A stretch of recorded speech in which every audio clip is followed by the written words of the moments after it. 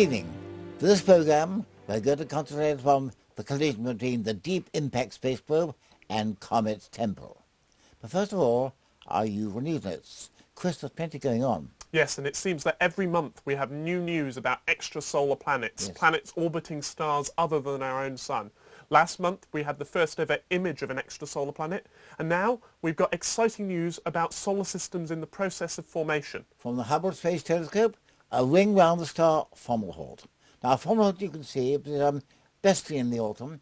It's slower down from here, but you can see it. It's below the square of Pegasus, and it's quite bright. And we've known for some time that it's surrounded by a dust disk, material left over from the formation of the star. And now, in this image, we have this really clear ring, which is both narrow and slightly offset. Its centre isn't where the star is. And both of those things reveal the influence of a large planet, probably larger than Jupiter, forming and disrupting the dust around the star, just as we see moons of Saturn pulling the ring material about. Now, we see many dusty disks in the Orion Nebula. They're called propylids. We see the shadow of these disks against the background of the bright glowing gas. Now, the question has always been, are these really solar systems in the making? And for the first time, astronomers have looked at these systems in the submillimeter, a region of the spectrum that's sensitive to the dust, and we can measure the amount of material there.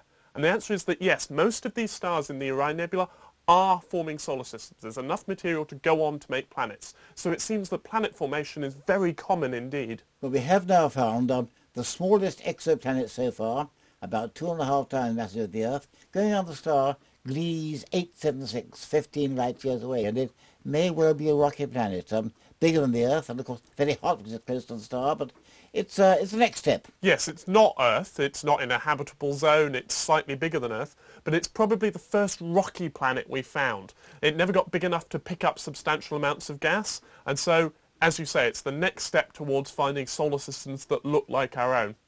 Well, in our own solar system, there's plenty to see at the moment. After all, the two American probes, Spirit and Opportunity, are still crawling around Mars, sending back data, and there's now no doubt at all that Mars did once have a great deal of water, so there may have been life there, and who knows, there may be life yet.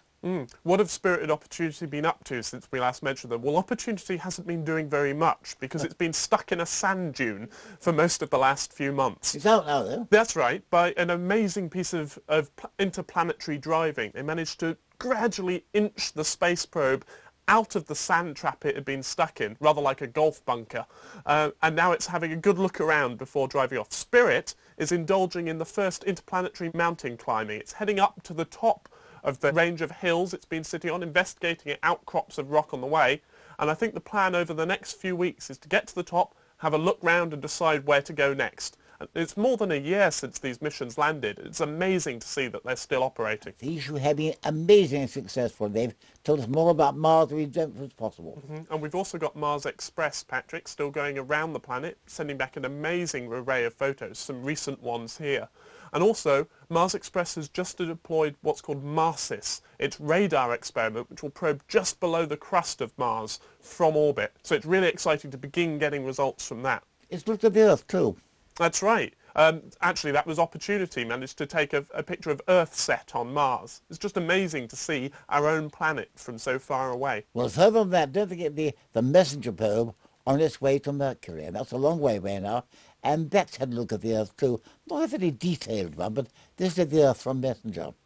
And then, of course, Saturn's main satellite, Titan. We found an ice volcano there.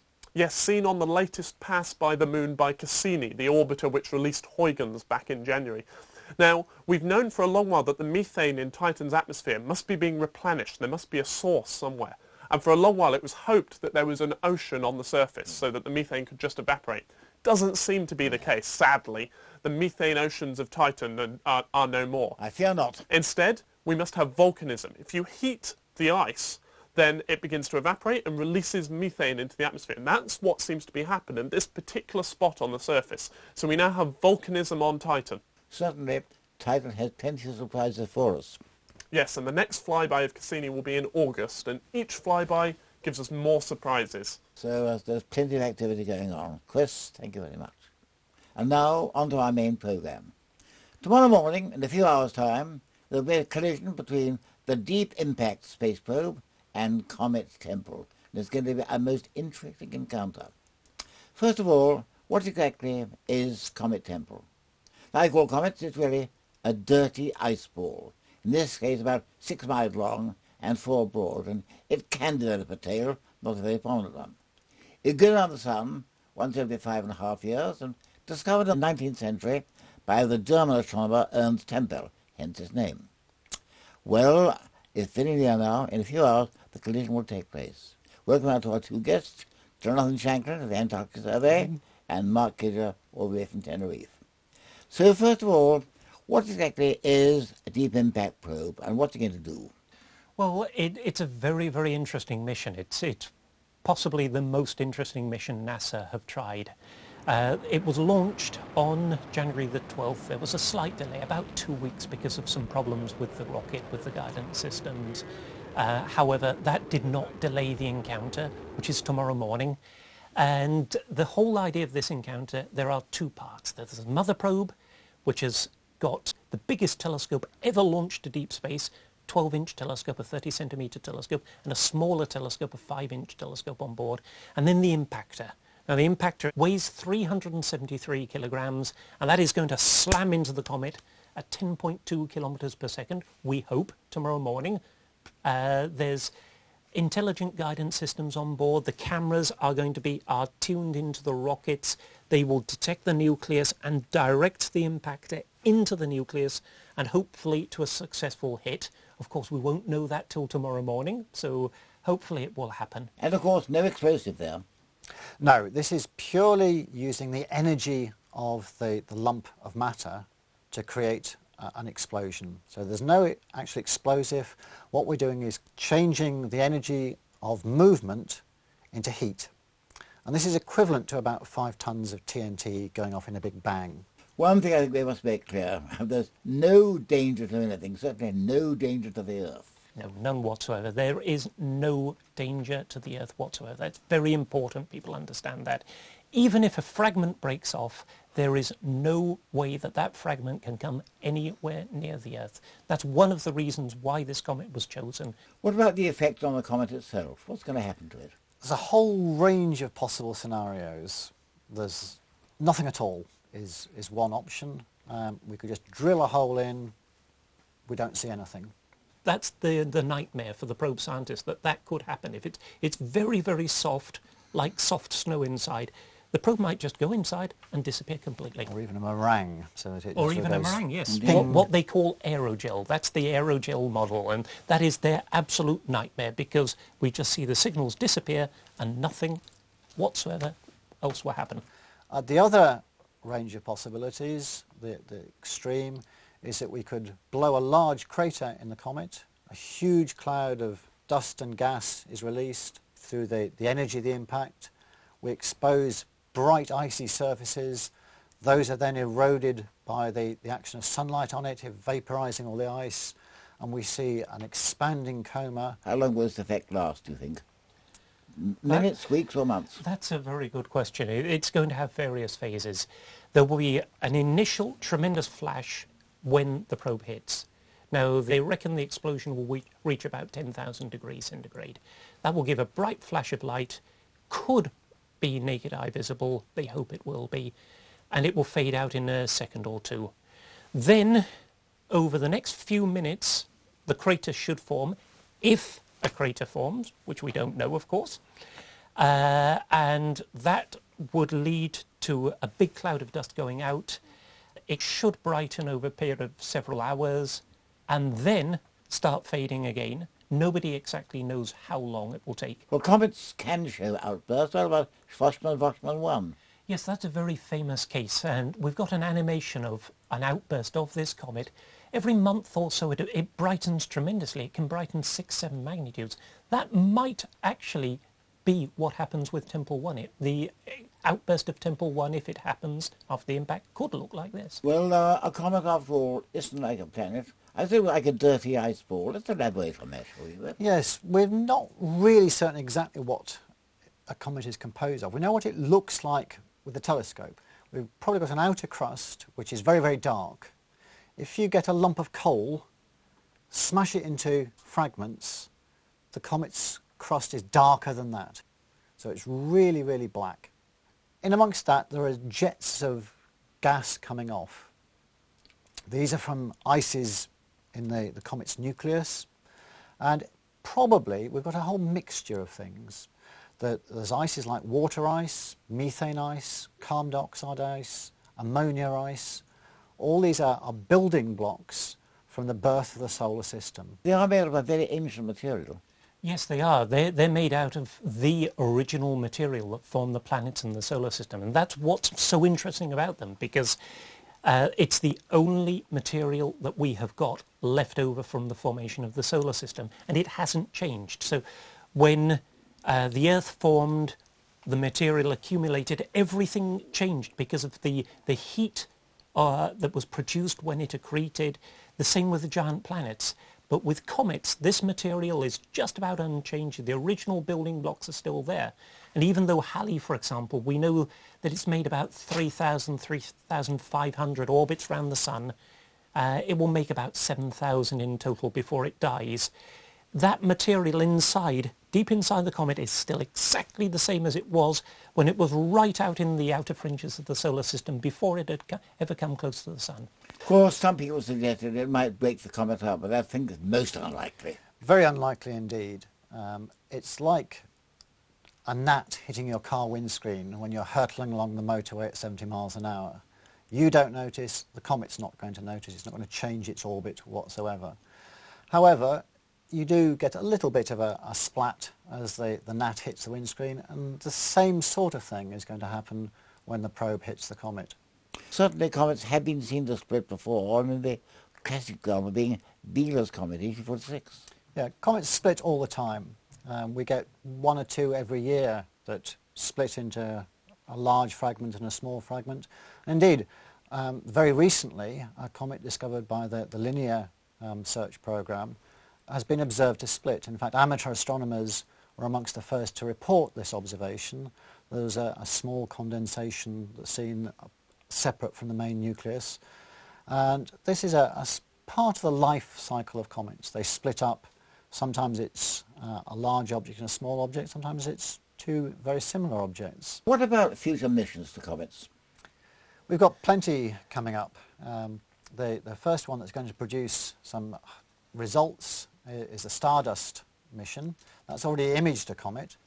The spacecraft is going to come into the Earth's atmosphere in January next year, and hopefully they'll capture the package that has been sampling cometary material. And in the future, of course, we have the Rosetta mission, which will give us some really spectacular results, because then we can actually land a probe on the surface of the comet. I forget. That's due in mid-2014, and we are going to have to be very patient. It's going to take a long time, but it's going to be worth it when it arrives. There's going to be tremendous activity tomorrow morning when telescopes all over the world will be looking for the impact, and that includes amateurs. It does. It's one of the great things about this project.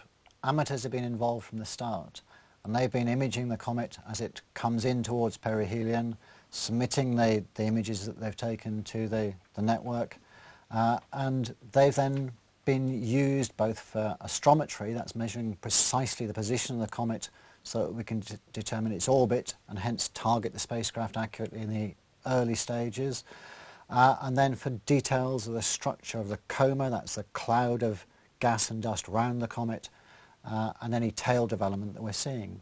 And then that links into the professional side, where the timing of the impact has been precisely organised to maximise the coverage from the professional telescopes.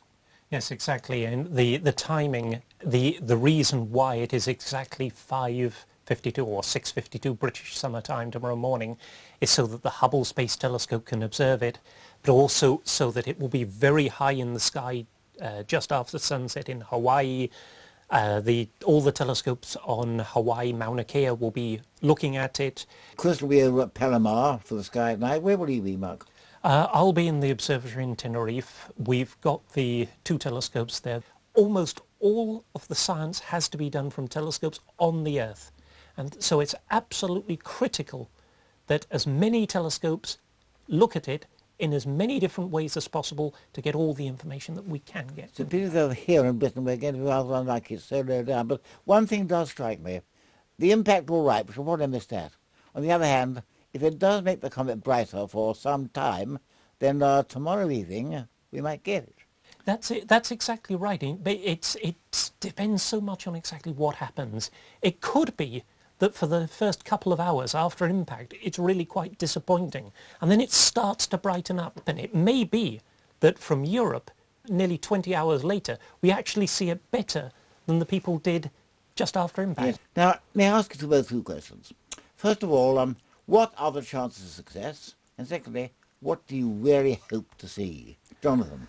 I think it's about 50-50. And that's pretty good odds for a project like this. It's really an incredibly small object that we're trying to hit from a long distance away. What do I hope to see? I think I'd really like to see something spectacular if my hopes are at the right end of the spectrum. But I think the big thing is going to be the scientific return. We're going to get a really detailed analysis of the components of the comet, and that will be the key result. It's not the spectacle that we see with our eyes, it's the electronic sensors on board the spacecraft and the returns that they make. The composition is the key. We're all forgetting one very important thing. The Deep Impact mothership carries the biggest telescope ever launched into deep space. It's a 12-inch, 30-centimetre telescope. It will fly by at 500 kilometres. It will produce images with a resolution about 1 metre, so we'll see things about that size on the surface of the comet. When the probe hits, if it hits, even if it misses, we will see images as it gets closer and closer, the comet getting closer and closer, bigger and bigger, with its cameras, even if the impact produces no results whatsoever. It's a splat. We will have the most incredible images of the surface of the comet. The last image, about 2 seconds before impact, about 20 kilometres from the surface of the nucleus. They will be incredible images. Well, I just wonder, the next time that we three meet on the sky at night, our views may be very different. I think that is almost certain. Tomorrow morning, an awful lot of things are going to change. We just don't know at the moment what they're going to be. But we can look forward to some really exciting images. Jonathan, Mark, thank you very much. Now, we'll be back with a special programme on Sunday, July the 10th, and then we'll be able to tell you what really did happen at the impact, and we can hardly wait. Also, don't forget, it's newsletter time. If you want your newsletter, send your stamped addressed envelope to the Sky at Night newsletter, BBC Birmingham, mailbox B1